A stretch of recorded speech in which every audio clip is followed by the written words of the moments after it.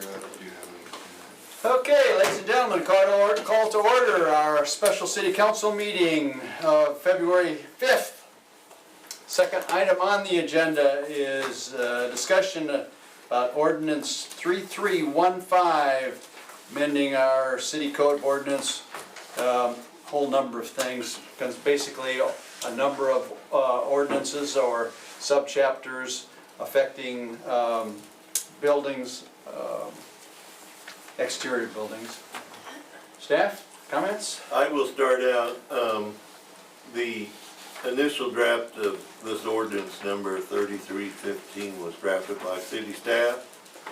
Since that time, it's been before the City Planning Commission on several occasions. There's been numerous modifications along the way.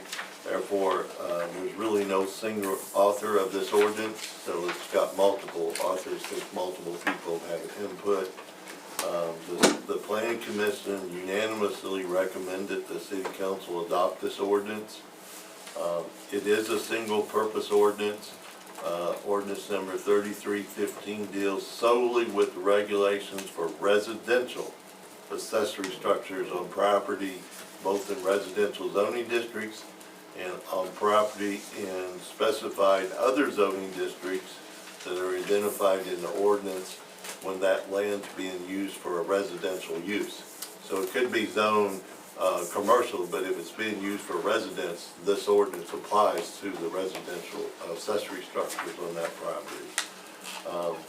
It covers no other topic, not even commercial accessory structures. That's a whole different thing. This is just dealing with residential accessory structures to houses. The city of Guthrie is divided into several overlay districts. I might just go through those. You've got a map in front of you. Does that work? That's not decent. This area, of course, is the Capital Town Site Historic District. All of it. And so that's an overlay district just to that historic district. And of course, that includes the park as well. That area's already defined. Then we looked at our two primary corridors in the community, Noble and Division and Sooner. And primarily it's 1,000 feet on each side of Noble and on each side of Division. But there are some areas to make it work around neighborhoods that's been adjusted. For example, this is Mission Hills, and the idea was to just take in not only phase one, but future phases of Mission Hills, why it was drawn that way. And then the Planning Commission is the one that came up with the boundaries for an area in Midtown. And I'll talk about those three, but just kind of lay that out that there are four basically different overlay districts, and then you have the balance of the community. On our historic overlay district is the most restrictive area. This overlay district places both additional and more restrictive standards on residential accessory buildings to preserve and protect the historic and architectural value of the historic district. Exterior walls, the biggest difference between it and the rest of town, metal siding and synthetic stucco, EIFS, are strictly prohibited. Exterior walls shall be constructed of either brick, stone, stucco, wood, or wood simulated or cementitious fiberboard. So there is to be no metal siding on residential accessory structures in the historic district. Then the next one,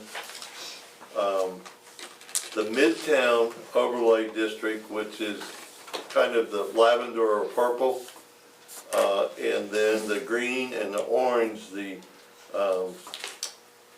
corridor overlays. The Midtown one is an area that was identified by the Planning Commission members, and they thought that this had a historic element to it, even though it's not a historic district that should be protected. And then on the main corridor is in both the Division, Noble, and along Sooner, is to maintain the nature of that area. That is the front door of our community. So that's what people see when they come into our community. Again, the regulations for, that are separate for Midtown and the overlay, corridor overlay districts are the same regulations. Exterior walls, metal siding and synthetic stucco are prohibited except as provided in the exception below. And the exception is for buildings that are 120 square foot or less, so roughly 10 by 12. You can have a 10 by 12 metal building, but you can't have anything bigger and it be metal. How many can you have? We'll get into that. There is a total number. 10. And what it's a cumulative number, and we will get into that as we go through the ordinance. But if, even on the ones that are 120 square feet or less, that are metal siding, there's some standards that have to be followed. Must be located behind the furthest rear wall of the main residential structure on the property. Have pre-installed finish or paint from an earth tone color palette and or color palette which complements the main dwelling structure. Have raised or standing seams, be a minimum of 26 gauge steel, and have corner trim. So then, once you get outside of those overlay districts, the lavender, the orange, downtown historic district, and the green corridor along Division and Sooner, the balance of the town, exterior walls may be constructed with metal siding as long as they meet the same standards that I just went through for the ones in the other district that were 120 square feet or less. So any building in the balance of town that's an accessory building to a residential structure could be metal. Again, there is With the exception of acreage, right? we do have size limitations, and we'll get into that. Residential accessory building minimum front yard setback, we'll get into that more, but it has to be behind the back wall of your house, unless you get a special exception, and that special use permit would be approved by the city council based on a recommendation from the planning commission. And if this special use permit is for a property located within the historic district, then it would also have to be approved by the Historic Preservation Commission. If just going through the ordinance, it starts out talking about the applicability of the ordinance, what areas are covered. Of course, it's all of the residential zoned areas, and then it also covers the commercial areas that are being used for residential use, even though they're zoned commercial.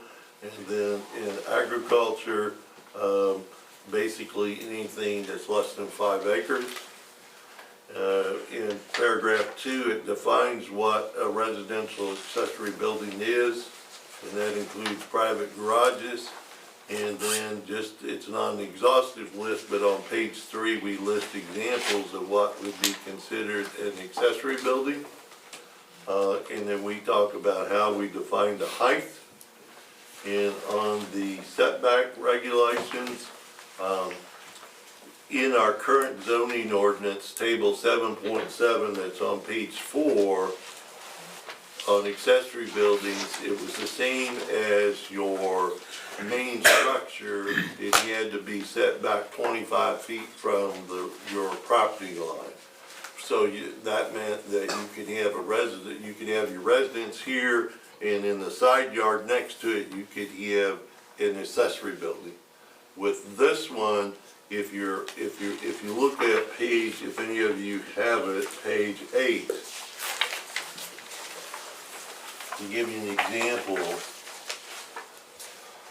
if this is the front of the house, then you can no longer put it to the side of the house. It's all residential without getting a special use permit. All of them will have to be behind this back wall, behind it, rather than beside the house. But you can get a special use permit by going through the planning commission and the city council for approval if you want to put it in front of that requirement.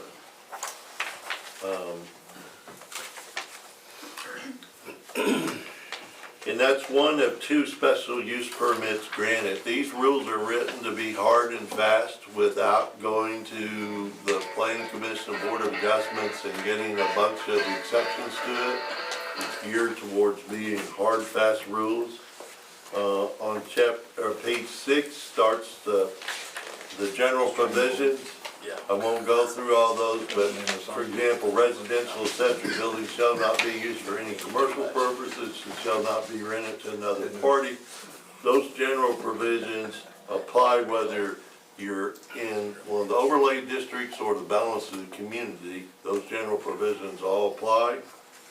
On number 6, it limits the number of residential accessory buildings you can have. You can have 1 attached garage or carport and up to 2 detached residential accessory buildings, or you can have up to 2 detached residential structures, including any detached garage or carport. So you're limited to 2, the way this is drafted now. Building permit requirements, unless it is 120 square feet or less, you would be required to have a building permit. And in there we put the requirements for the permit. We put an example of the site plan you need to submit in order to get your permit. So we'll have all the information that city staff needs to look at to see if you're eligible for a building permit. And even if you're exempted from having a building permit for something that's less than 120 square feet, you still may be required to get a plumbing permit or electrical permit if you go and use those kind of trades in your building. But you wouldn't have to get a building permit. The only exception, if it's less than 120 square feet, you would still have to get a building permit if it's in the historic district. You can't build anything in the historic district without getting a building permit, so it's reviewed. Height limitations, the peak height, it's limited, you cannot exceed the peak height of the principal building, residence, or 15 feet, whichever is less. And that's the second thing you can get an exception to if you want something taller than 15 feet under special review, a special use permit approved by the city council based on a recommendation from the city planning commission. You can go above 15 feet, but it's after it's been reviewed by the planning commission and the city council to make sure it fits your particular neighborhood. Ruth, go ahead. Could I ask one question before you get too far away? The site plan that we're requesting also. Yes. In the previous, on the previous paragraph. Yes. We're requesting site plan on everything. We may even request it if it's less than the 120 square feet, if the city requests it. Yes. If, I forgot what department, building services, is it? Yes. Can you kind of give me an idea of under what circumstances they would require or request that to be made? Do you know, do you have an idea? If we're aware that there's the unusual configuration of a lot where we are concerned that even though it's only going to be a 10 by 12 or 120 square feet building, that we know that there's utility easements across that property and other factors that may make it hard to fit that 120 square foot building without putting it over a utility easement or something like that, then we could require them to provide a site plan so we can be assured that they're properly placing the structure. Okay. And that would be common knowledge to the homeowner? No, we'll have to do an education process. Okay. So can I jump in real quick? Yes. Run me again through the green and the white. Okay. Because my land's cut right in half with green and white. That was not our intention. Our intention was for everybody to either be in or out. So this map can be adjusted.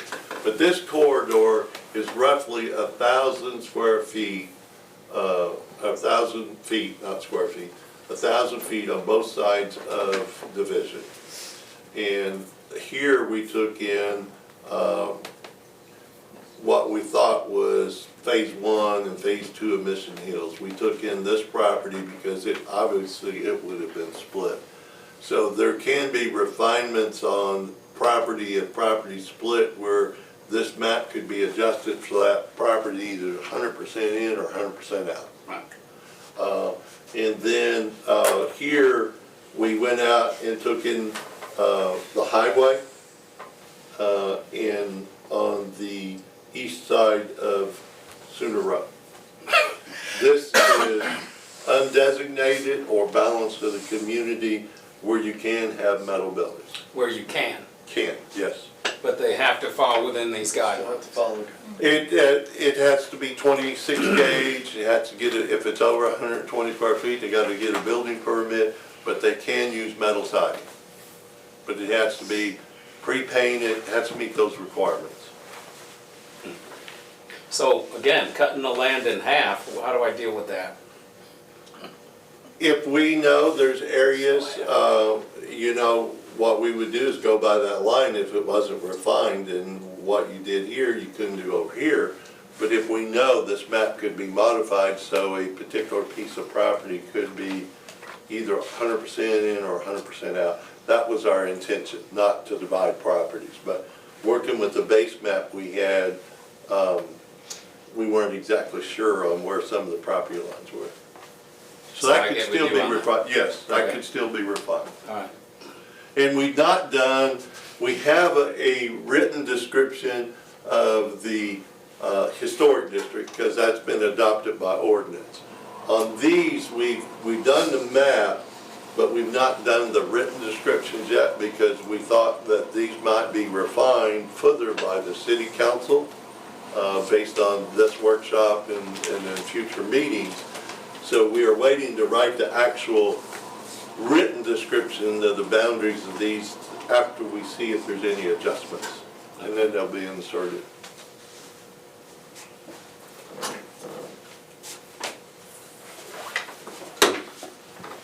Can I ask a basic question?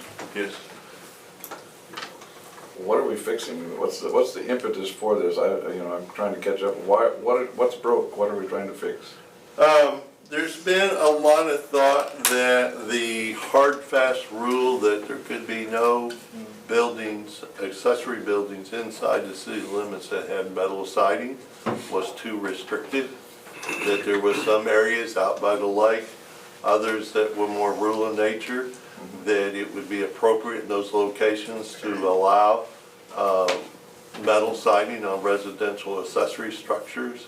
And so it would be taking something that a lot of people proposed that has been too restrictive to less restrictive in some of those areas where people thought that it was not detrimental to the appearance of the community to have buildings with metal siding in those areas of town.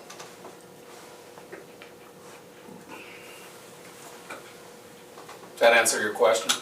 Sort of, yeah. You But follow up? I'm just trying to understand where it came from, why we're doing what we're doing here, and just trying to get my arms around where we're at, so. There's been a, I don't know from my if the understanding, council asked for the planning commission to do that, or who took the initiative, or?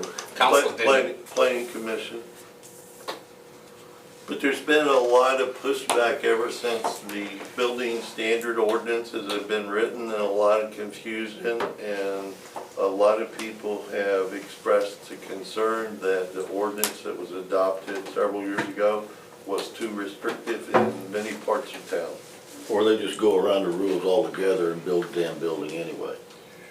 Or they put multiple smaller buildings that were, I'm familiar with that, yes, Yeah. that's why I asked the that's, question. but that's where that's coming. Okay.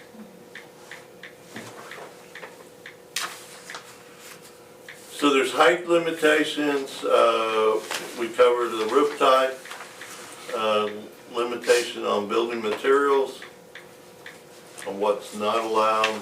Okay, I got a question on that. It Yes. seems to me like there was a discrepancy as far as, depending on what area you're in, the metal roofs were allowed, but not metal siding or something Metal like roofs that. are allowed anywhere in town. They are Anywhere or in are town, not? they Are we are. going back to the historic corrugated Because I stuff? thought they weren't. No, they're currently allowed. You can have a metal roof anywhere in town now, On residential structures? on residential accessory structures. Oh, we're talking about Sheds residential and- homes. This is solely, This this doesn't is have solely anything to do- residential accessory Yeah, structure. it has nothing to do with primary residence. That's right, it's only the structure. But we don't allow galvanized metal, I mean, it has to be a certain type of metal, but, and that's covered in here. Why are we allowing metal roofs and not, I mean, are we still requiring people to put the same kind of roof on their accessory buildings as they do on their house? No, they can put a metal roof on an accessory structure without even amending this ordinance. Currently, you can put a metal roof on an accessory structure, anywhere in town. Okay, I didn't know that. But it needs to be painted, can't be galvanized. Correct. But in a true historical sense, it would have been a galvanized roof, would never have been painted.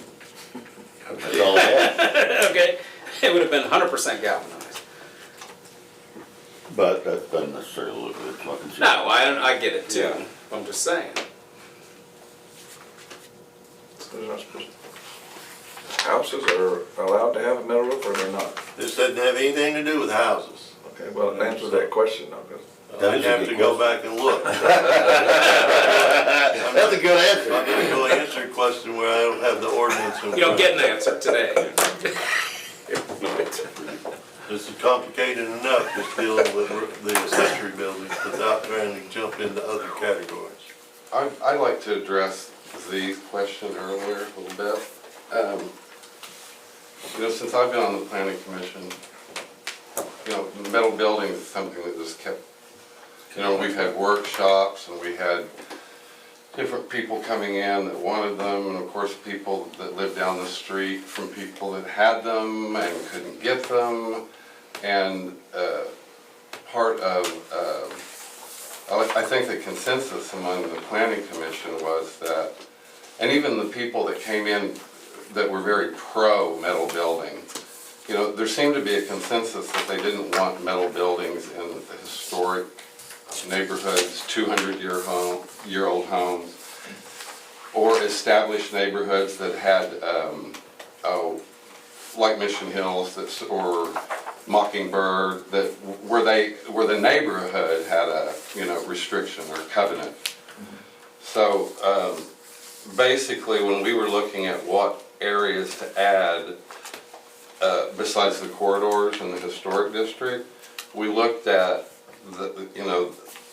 the older homes that were over 100 years old, or that had a neighborhood covenant, or just didn't have an abundance or hardly any metal buildings in them already. So that's sort of how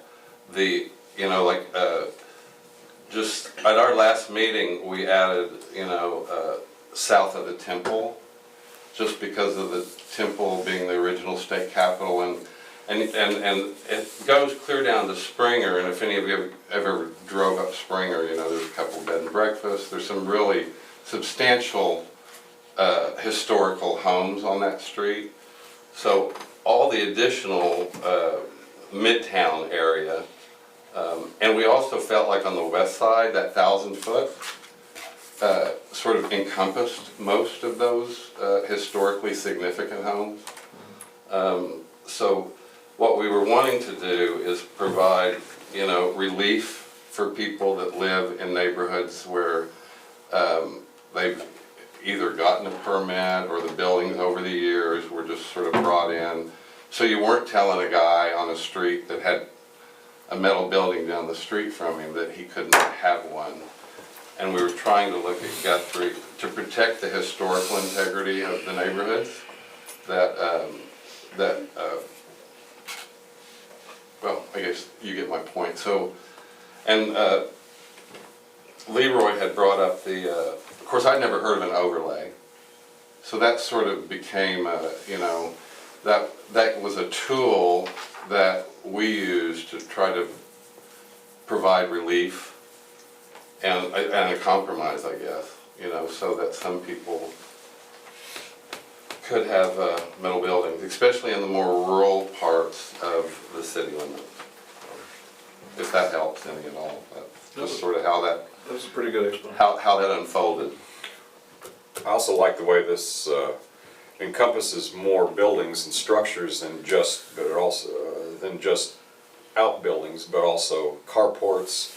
A lot of the older homes are getting these metal carports in front of the garage, and that was not addressed in any of these, because it didn't have sides. It wasn't a building. It wasn't considered a building. Now this pulls it in, so now you can't have some new tin roof that just sits over a driveway. It has to complement the. And I do, Leroy, you can correct me if I'm wrong, but we did, we don't want somebody not to be able to cover their car necessarily. And we had went around town and there are a lot of carports that have flat roofs that set out in front of homes that don't really impact the streetscape because you don't see the building.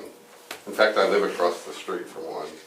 So when, like if someone did come in and want, because of their property, they can't have something in the back, or it gave us an option to, and the flat metal roof carports were insignificantly more expensive than the sort of, pop-up, carports in a box, sort of that I call them.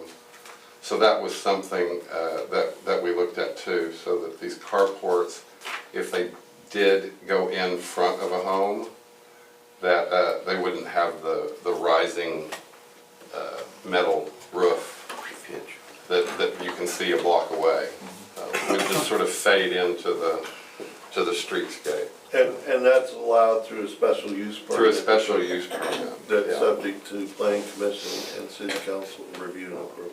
You mentioned we need to define some of these areas a little bit better. Is that something that needs to be in this ordinance, or is that something else where that definition? Yes, I mean, if we're gonna have specific overlay districts, at the time we adopt this ordinance, now, once we get the map done, we can always insert the written description, but we need to define those areas so that when we adopt this ordinance, if we have the map set, then we can get our engineer to work with us to do an actual written description. These blocks, these lots, just like the description you see for the historic district. So, to go back to my question on the white versus the green, Yes, um,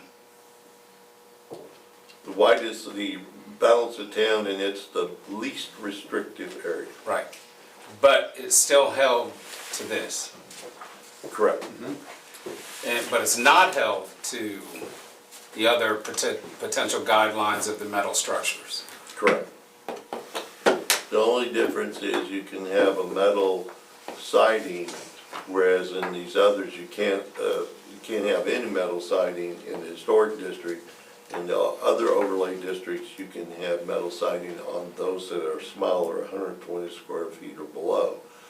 You can have metal siding anywhere in the white or the balance of community, but it still has to meet all the other requirements that they have to meet everywhere else on number, size, type of roof, Permit, height, all that. permitting. And Brian, back to your question about your property being divided, I mean, at our last meeting, that came up, and part of the reason we added Mission Hills was because first of all, that's sort of an established neighborhood that, I don't know if it was in their covenant, but you could tell that wasn't something that was, we wanted to, if part of the property was affected by it, like a housing addition, Right. you wouldn't want the front part of the housing No. addition to be more restrictive than No, the back, exactly. so we just pulled it in. Right. And it could work the other way too, I would think, like if, of course, that would be open debate too. And there's two things. In this particular case, what I own to the creek on Division, from this side of John Dahl Drive, and so, but you gotta cut right in half. And then I got another whole section that's not even covenanted. Right here.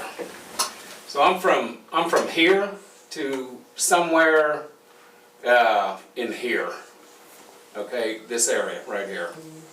But even if you're allowed to have a metal structure, You got the front of it. we might green, not but the want rest of you it's not. building a metal structure right up by division. Right, no, I So it get might that. make sense to have your property split. Where Yeah, I get if that. you're gonna have one, it would be further back off the road. Right, I did get that. On the size, there is a current, in our zoning ordinance, a table, which I included in your agenda packet, table 7.8 on intensity of use, and it gives the maximum coverage, and I've oversimplified this, but I tried to do a little chart. You'd hand these around. I found it, yeah. What page Oh, there it is, page 13. That's the minimum box size, is that what we're Yes. looking at? I tried to do a spreadsheet, this is an oversimplification, but I put lot sizes on the left-hand side, and it's either this chart or the chart in your ordinance, page 12 of 17, which is 62 in your agenda packet. It's the smallest number is applicable, the most restricted. So if, for example, in an interior lot, if it's 6,000 square feet lot, or let's just go to 10,890, which is a quarter acre, you can only cover 25% of that lot with buildings.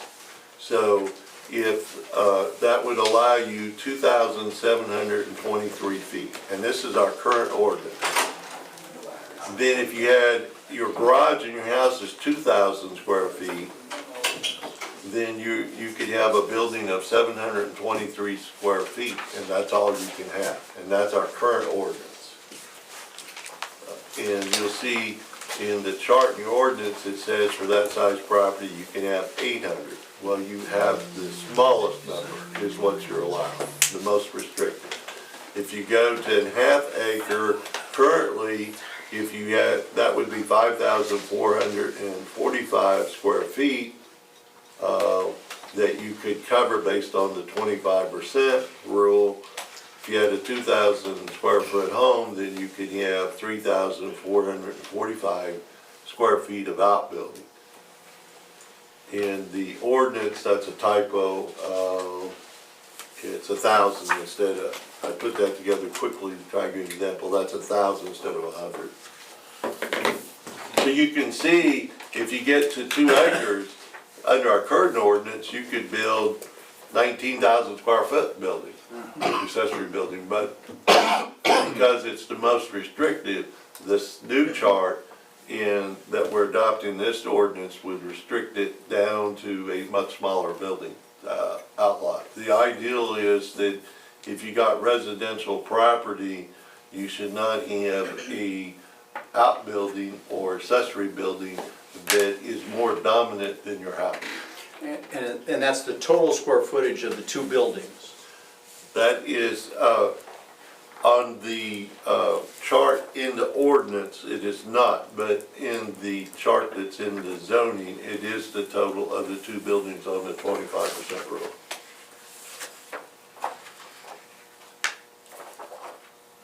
So you have to look at both of those scenarios to determine how large of a building you could have. Or if you could have a second one. Correct. It's total, so if you have multiple, you have 2 accessory buildings, it's cumulative. So if you're allowed 800 and you build 200, then the next one can't be more than 600. It's a Okay. cumulative number. Okay, but I could only have 2 10-by-10 sheds that are uninspected, or 2 buildings that are less than whatever the square footage is. Correct. Okay. But even the size, you still have to, if you're allowed I'm 200 just saying square that feet, it's you still can do 2 limited to sheds. 2. Yes, Either correct. way. Correct. Either way, okay. Yeah, you couldn't do 6 small sheds. Yeah, so that's what I was trying to get. So what if you have 10 times that land? So then you can have a half a million square foot of building? Well, not with these regulations, of course, we only go up to, 5 acres. 5 acres Right. because we are assuming that you're getting outside of residential property if you got more than 5 acres. It's not residential in nature. If you got Is 7 that acres, it something doesn't make big? any difference, it's still the same It may be a 3,000. bad assumption, but it was just an Same assumption we regulation. made, that if you have more than 5 acres, it's not going to be residential in nature normally.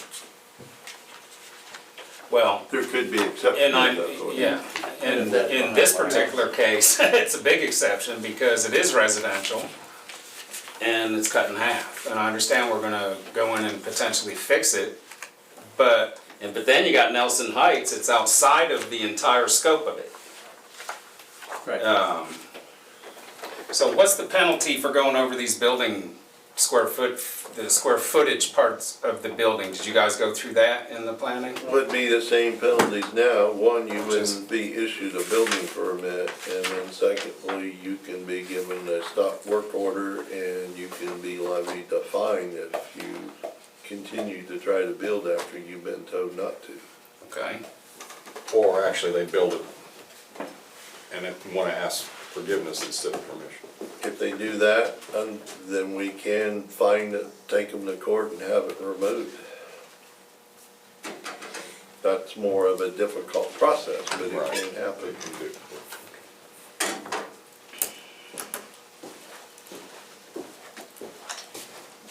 no metal buildings for you, Steve. Sorry. Well, one anyway, did you? My house is in an area that does not allow them except in well, it doesn't allow them at all, except in the backyard. Well, those lots are what, Yeah. quarter acre? They're not even quarter No, acre. they're small. Yeah, that's regular yard, like, and I understand Nelson Heights, cause you guys are what? 2 acre, half acre? Probably be a half, 2.5 and an acre. Yeah.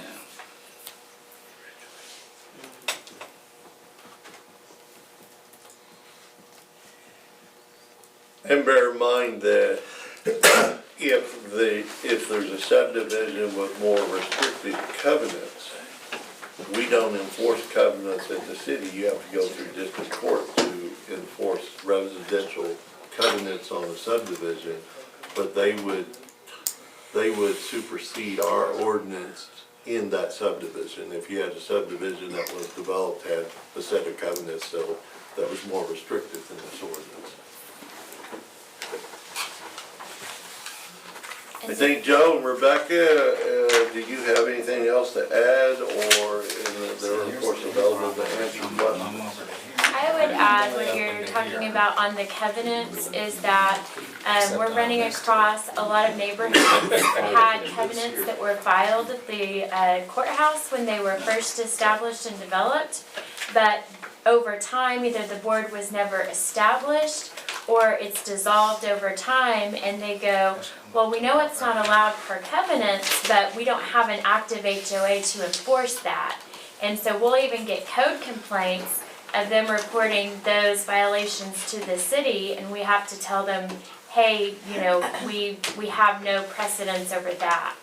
And so I think this, with the overlay districts, kind of helps to alleviate that problem that we have, because it's protecting those historic areas that may have a covenants, but no active board that's enforcing them. We don't enforce covenants either. Covenants have nothing to do with the city of Guthrie. There's on the agenda is asking this to be declared an emergency. Why are we needing an emergency for this? We have several people that are waiting to start construction of accessory buildings, and so Yeah, but why an emergency? I mean, an emergency is declared when you have something that's gonna cause a problem with peace, safety, or health. Want it to go into effect immediately. But there's a reason when you declare emergency is for peace. You're gonna disturb the peace. So somebody don't go start building tomorrow. Well, they can, supposedly. And it would be disturbing the peace. Why? Well, it's peace and.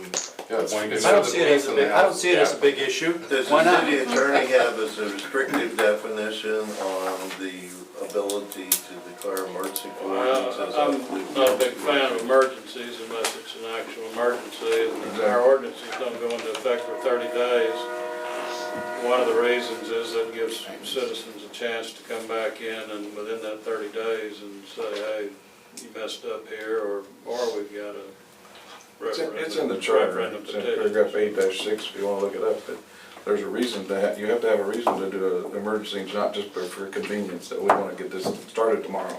That's not why we do things like that, it's for peace or safety or health reasons. Then you would make a motion not to approve that then, sir. I would, Doesn't mean we can't propose it. yeah, it also requires a supermajority for emergency, 5 votes. 4, right? 5. 5, 5 yeah, for 5. emergency.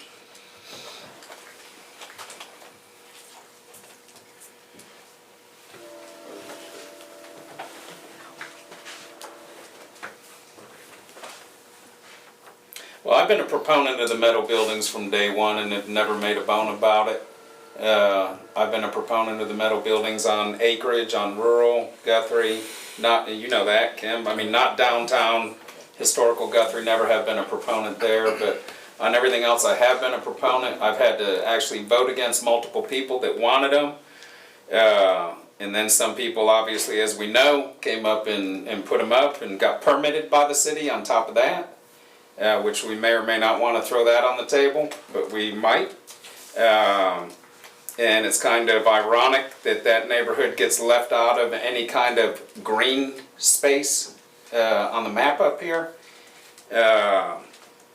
You know, so, but I am a fan of the new type metal buildings that are painted for art to hold RVs or classic cars or build your workshop or whatever else you want to do in it. I do think that we need more time to go through this. I don't know that this is enough. Time to do what? Well, do you know this ordinance like the back of your hand? Because I don't. Well, I've read it for the last 3 But days. wait, we're going to declare an emergency, but you've read so you know the ordinance, so I could ask you anything in it and you'd be able to answer it. I've read it for the last 3 days. Okay, I think I'm pretty familiar with it. okay, I'm as familiar with it today as I would be next week. okay. But you weren't familiar with the questions I just asked on the overlay. Well, I think I was. I wasn't exactly sure where your property was, but I think I was pretty familiar with where the boundaries were, yes. Okay, Yeah, I so think you I are was. familiar with that? I feel Okay. pretty comfortable with it. All right, I okay. mean, I read the stuff. Okay. It's been given to us. So who is wanting, on the emergency side, who's waiting in the wings to put these buildings up? Because I haven't had anybody approach us on council about We it. have 3 or 4 people that were waiting. One of them went ahead and built a building and put the type of siding that's required today, rather than wait. But we have a couple others that have come forth that are waiting to decide on construction, on what's adopted here. I haven't. Typically, that comes to council and we know who they are. That's the reason I asked. Because I've been all over the metal buildings and nobody's come to me, nobody's come to council requesting a special use or anything for metal buildings. The way the ordinance is written right now, I'm not sure that they can come forward and ask for a special use permit. I don't know that that's a provision of that ordinance. Maybe it's because they haven't been turned down by planning that is the reason that We they had didn't several get there. people, I don't know that they actually came before planning and requested a, you know. Because they have in a the past, special 8 of them use. since I've been on term. But there were several people that were in some of our workshops. I was one of those people. Oh, Mr. there we go. Atkinson is one Yeah, of I went those and tried to get a people. permit and they just denied me and said. no Okay, but you haven't metal been in front of council though. sign. That is correct. Yeah, so that's all I'm saying, is there's been 8 since I've been on council that have been in front of council, that have been turned down. Okay, that's all. I just went to the permit office and tried to get a permit Okay. and I was denied right off. Yeah, we have Mr. Atkinson's packet, 4 others that are in the permit office waiting to see the outcome of this ordinance revision. And then I have half a dozen people to call to let them know what does pass when it passes, because they're in the same situation. They have several acres of land, they want to do a shop or a detached garage, and right now they're not able to build what they want under our current guidelines. Is it mostly the siding issue? Yes, yes. So it's the metal building versus Other types of. other types? Yeah, and I'm not a proponent of holding this up at all. And I think for most I'm of those not. people, I just want to be clear on what we're putting in act here, and I'm not clear on it. And maybe that's just me. most of the people who come forward are in areas that are not covered in the overlay district. You very rarely get requests, I think, maybe more in the corridors, but not in the neighborhoods that are included. I don't know that we've had any requests. in any Because of they've that. been more restrictive all along? Yeah, They and just- they're just, you know, the Just neighborhoods felt that have been there for 100 years just don't have metal buildings and Right. access like they do Right. in more rural parts of town. Well, I know that the metal siding has been an issue, and size in some instances has been an issue. I would think those are the two things that have been. See, that's not an somewhat issue for me. I'm for the metal building. I've been for the metal building, obviously opposing planning. Because I have been for it since day one of my council term.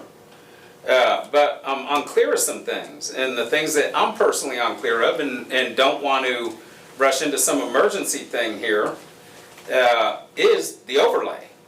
Okay, I'm unclear of the fineage that goes along with any of this, because I'm seeing people not getting fined. Okay, so to tell me there's a fine, okay, and then I know of people that aren't, is a load of shit. Excuse the French, it's crock. Okay, that's just the bottom line. I think. Okay, you know, because there are no fines being implemented at this point. There are fines implemented, but I think we're heading down a rabbit hole. Yeah. But the thing is, if the council needs more time, the city staff's not telling you you have to adopt it tonight. I understand, I think we should. I don't think it should be held up, but I think there needs to be clarity. Well, we don't have to declare it an emergency. We don't have to declare it an emergency. We can still vote for it, and then they know exactly what the parameters are on what they can and can't do, right? But there's certain things that you're voting for on this overlay. We vote for this overlay and is enacted, Correct. okay? Well, now, can we amend the motion so that the overlay can be adjusted? I mean, this isn't gonna be cut, this overlay is not gonna be cut in stone, as you said, that there's going to be adjustments to it, depending on property lines or Obviously, where there's it gonna is. be, because it says in here that we haven't put in the parameters of what that overlay is. It's just there. It gives All we us- have is the exhibit, the drawing. Yeah, they've left it open Yeah. to move. But even if we adopt the ordinance with the overlays as drawn, you can always amend that ordinance at a later date if you want to adjust the overlay districts. That's what I'm gonna ask you. Do you want it adjusted on you? Is that what you want? Or do you want it bigger, smaller? I'm just unclear of what this overlay, for example, is doing to everything from Mission Hills all the way to Sooner. I didn't know if you wanted it wider or what you wanted it. No, well, because it comes right through mine, it goes right halfway through mine, okay, but it's going through others as well. And I do own more than 30 acres, more than 40, and getting ready to buy more. So, you know, and there's other people that do as well, okay, that from Mission Hills all the way to Sooner. But the thought process, like in your case where you own more than 30 acres, is that you would not want you to have a metal building right up by division. Yeah, no, I get that, yeah, you wouldn't want to, Kind of like the Morgan building and everybody else did right across the street from me. Okay, they just put them up. Yeah. Okay, but there's metal buildings there, as you Yeah, know. the frontage, You know, you, as you know, they're right there, yeah. right across from the granite shop. I own that property all back there. Morgan's Auto World, that you Yeah. do something about. I don't know What, 30 But there's metal 30 buildings years all ago. up and down there that just get popped up. And my problem is that we talk about putting an ordinance into play, okay, and we've got repercussions if you go against them, but there's been ordinances in play, and there's been no repercussions. I've had to turn down 8 people that I felt horrible about. But Brian, we That can't. were in, well, let me finish. Okay, That well. were in 4 or 5 acre type tracts. Okay, one of them, he wanted to do it for his RV, he put it up, and as long as he put 30% stucco or whatever behind it to a patch of cedar trees, he was good. Okay, which, you know, I mean, come on. But that's part of the reason That's part for of this. that's part of the reason for this. I get it. I know that, and I'm with you on that. Okay, but I don't see any kind of penalties here. They're in the code of ordinances in general if you violate any ordinance, not just this ordinance. Shouldn't we be going through that as well in making this whole Unless change, you or it want doesn't have to. anything to do with it? Well, They're already in place and. But they're not being enforced. We can't fix all the errors of the past. No, I get it. Trust me, I get it. I do get it.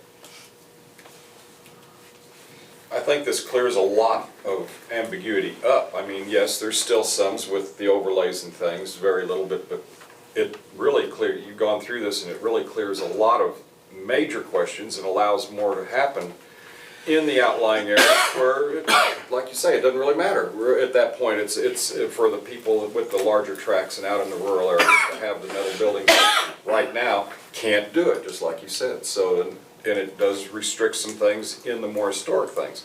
I think it clears a lot of things up. It does clear it up, there's no question, but again, okay, what's the repercussion? Well, it's already written in another code. I mean, when you do this, just like half the codes, they don't have any it just says if you do it wrong, then it goes back to the fining ordinances that are there. Yeah, this is But now, whether they're actually done, that's beside the point. That's not what we're talking about. This is the first step, okay? This isn't a complete package, this is the first step.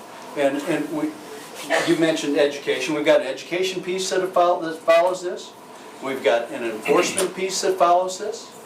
There's a lot of pieces that have to come to play. But the first step is a better defined ordinance policy that says, here's what the rule is. Yeah, I think it's, I agree. I think this is a major step in making that happen. Certainly better than what we are at the present time. It took a lot of time to go through this and get this done. and- There's a lot of fine tuning that went into this. So there's no question, Steve, that that's the case, Yeah. okay? But you said something pretty critical too. It's the first step of a package, It is. okay? So shouldn't we have the package and know what we're voting on here? They're separate pieces. They're Okay. separate pieces, Okay. Brian. All right, good enough. Separate pieces. Good enough. I do want to say that, you know, just having dealt with this issue and being in workshops where people are on both sides of it, and I don't know how many meetings we had and how many times we changed things and really thought specifically about how different neighborhoods would be impacted.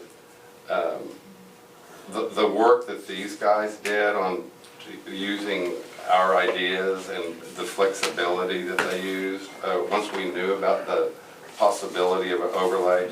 Because when we had people come in here and talking about one metal building and we start discussing this, we're not talking about old Guthrie. We understand, you know, Right, we want to exactly. protect old Guthrie. And so everything that we did was with that thought in mind of trying to, you know, it's a compromise, and there are people, and trust me, there are people that are very upset that they're gonna happen at all, anywhere, right? And then there's people that are gonna be upset that they can't happen everywhere. Again, he can have it, but I can't. And That's that's what they'll say. so, you know, Don't look across the street. Yeah. Don't see the metal building across the street. Why the hell can I have one? Because you're in the You're across the street. Just like they do now. even along those lines, one of the things that we came up with, you know, when we came to a street, we didn't want people across the street to have, so the boundaries are drawn in the alley so that you won't have, you know, like if you're on Cleveland Street, it doesn't end on one side of Cleveland, it's the house that's facing, and that's not a good example because Cleveland's included, but like on Springer, it goes to Springer, then the alley. So, yeah, every time we turned around, there was something that needed to be tweaked. And you guys may find more things, but That's why I you can think make it's a good, exceptions. it's a real good That's why you can make compromise. exceptions. And when that's you why permit. there's going to be specific use or special use permits. Yeah, I mean, it may not be and I think, well, we talked earlier, I've been talking to somebody and it was like, it may not be completely perfect, but it's a lot better than what it was. And we have given And it- people that, that the avenue to ask for special use. I mean, there could be homes on the west side of town that don't have alley access, don't have a carport. We want to be flexible. Oh, I think it's a great plan. Yeah. I truly do. And I'm And not trying to it's a lot. spoil, I'm not trying to spoil And the it's a plan. lot. It is a lot, and it's a lot of work. And thank you for going through the pain of that for Yeah, us. because that Really, I mean, seriously, it's a big you one. saved us a heck of a lot of work. to- Yeah, well, it was. Go through that. And of course, they did most of it, but, We've got about 4 minutes.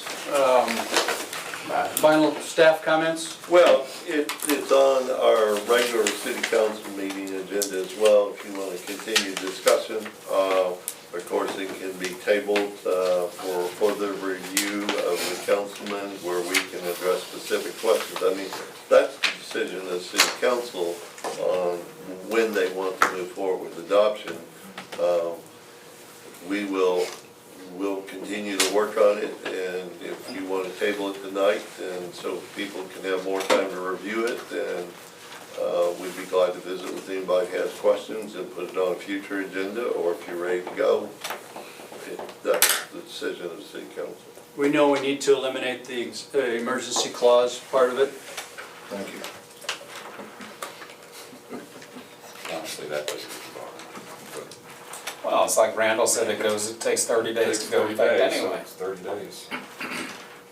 Any, Yeah, because Jeff, any comments from you? No, That's I'm just asking him. It's that's all just I'm- slows people down in 30 days, it's about. Ed, anything? Nope. See? What? Nothing. We're good. Where's your deal? Brian, your last. Brian? No. Good. All right, ladies and gentlemen.